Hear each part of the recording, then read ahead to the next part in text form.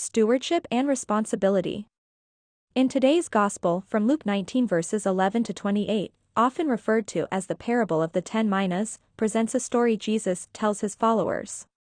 This parable, set as Jesus was nearing Jerusalem, begins with a nobleman going to a distant country to receive a kingdom and then return.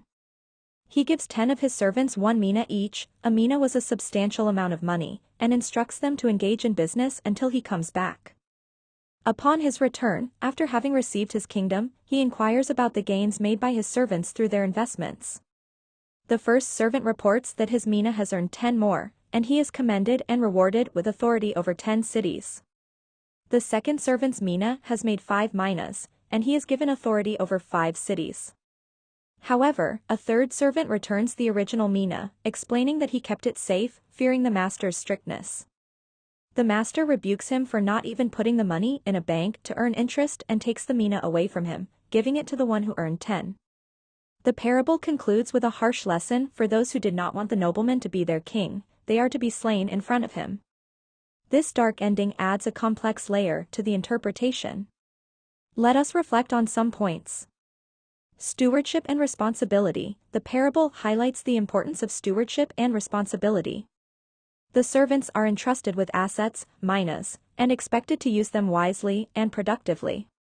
This can be seen as a metaphor for the gifts and opportunities that individuals are given in life, with the expectation that they will use them to create positive outcomes.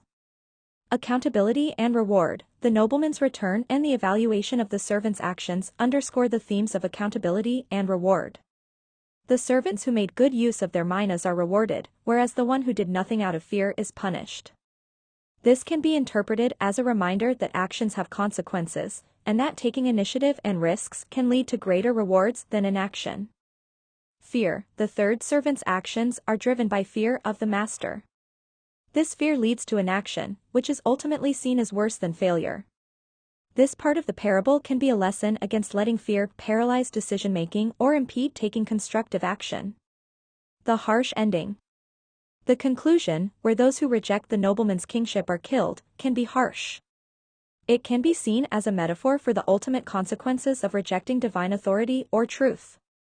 This aspect of the parable is often interpreted in the context of the final judgment and the seriousness of choices made in life. Contextual understanding. Understanding this parable also requires considering its historical and cultural context.